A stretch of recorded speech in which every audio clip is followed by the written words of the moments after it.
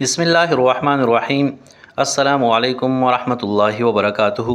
د حاجت وظیفې د یوټیوب چینل مینوالو کتونکو ورونو او خويندو، الله تعالی مو همیشه د پر خوشاله تر تازه کامیاب او کمران ساته. الله تعالی مو د رغم ار مصیبت ور درنه پامانه حفاظت کې ساته. الله تعالی مو د ژوند او د زړه ټول ارمانونو پوره کا.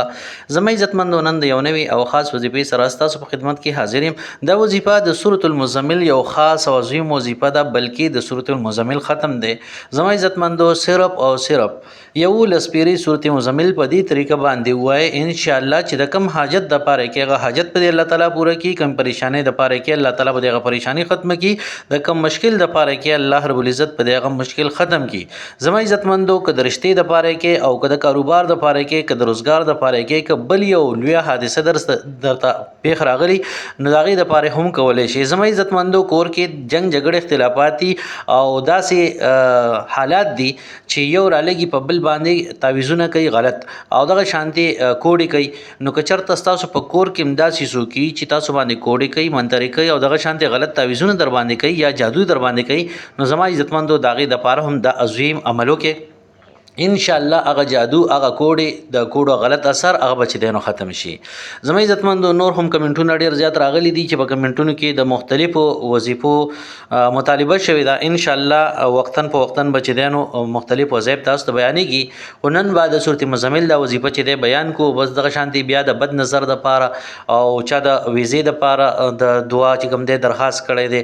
ویزې د پاره چې کوم دینو وظیفه غوښتلې ده او دغه شانتي زما عزتمندو یو روړ چې کوم دینو هغه ډېر کمنټونه کړي دي چې زما والد سے بیمار دی، الله رب العزت ته دغه والد صاحب له صحت ورکي. څومره بیماران دي کورونو کې دي هسپتالونو کې دي، الله رب العزت ته ټول له صحت کامله عاجله مستمره ور نصیب کړي. او څوک چې په مشکلاتو کې دي، څومره مسلمانان دي کورونو کې دي یا په بار ملکونو کې دي، هر ځای کې چې دي الله رب العزت ته دغه هغه مشکلات چې دینو ختم کړي. زما عزتمندو وظیفه طرف ته زو وظیفه د سورۃ مزمل وظیفه دا خاص او عظیم ختم نه طریقې ډیره زیات اسانه ده.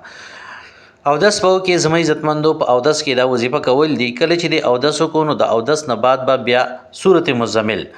مزمل دا په 9مه سپاره کې ده. 9مه سپاره کې سورۃ مزمل براواړي او بیا به سورۃ مزمل شروع کې. نو بسم الله الرحمن الرحیم، لیکن د بسم الله نه مخکې اول به درود شریف وي. درود شریف زما عزتمندو یو لسپری ویل دي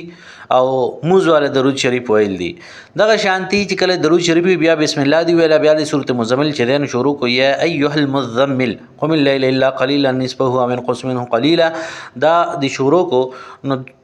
بالکل څنګه چې عام تلاوت کې هغه شانتي بدا مکمل کې کله چې اخیری آیات ته ورسېږي. په اخیری آیات کې زما عزتمند تاسو ګوره واستغفر الله. نو چې کله واستغفر الله دی نو د واستغفر الله نه بعد استغفار وي او استغفار به زما عزتمندو او یا پیری وي.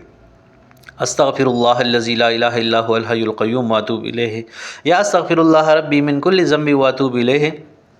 استغفار به زما عزتمندو دا به او یا پیری وي چې او یا پیری دي استغفار وي بیا به ان الله غفور رحیم صورت مکمل شو. بیا به دوباره چې دینو شروع کې زما عزتمندو نو د دې وظیفې دا دوه طریقې دي. یو طریقې دا زما عزتمندو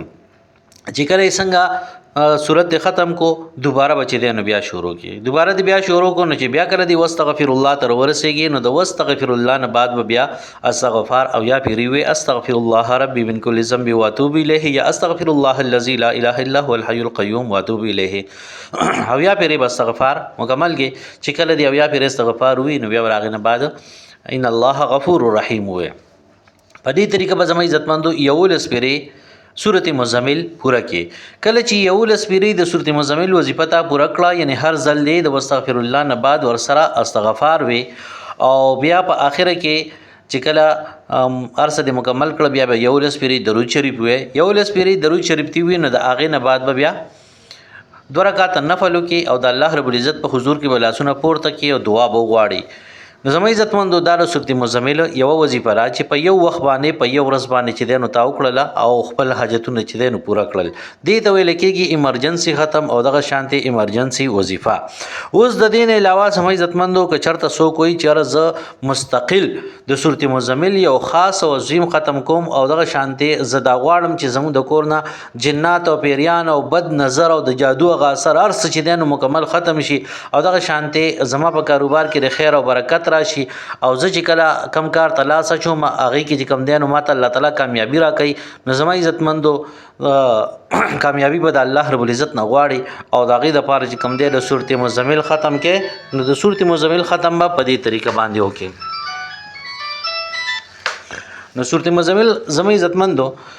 هغه به په دې طریقه باندې کې چې اول به درود شریف وې درود شریف تی وي د هغې نه بعد به سورت مزمل چې دی نو شروع کې سورت مزمل دی شروع کو هغه هم همدغه طریقه ده چې کله واستغفر الله تر ورسېدي نو بیا به استغفار وې لیکن استغفار به څو پیرې وې استغفار به لس پیرې وې بیا په سبا باندې به چې کوم دی نو سورت مزمل وې په سورت مزمل دی سبا لوي نو یعنی یو پیر دی نن وی بیا په سبا په دویم ورځ باندې نو چې په دویم ورځ باندې سورت مزمل وی نو مخکې رسو درود شریف او چې کله بیا د واستغفر الله ته ورسیږي نو بیا به شل پیری چې دی نو استغفار وی دغه شانتی په دریم ورځ باندې بچی دی نو سو پیری وی دیرش پیری په سلورم ورځ باندې چې دی نو سلويخ پیری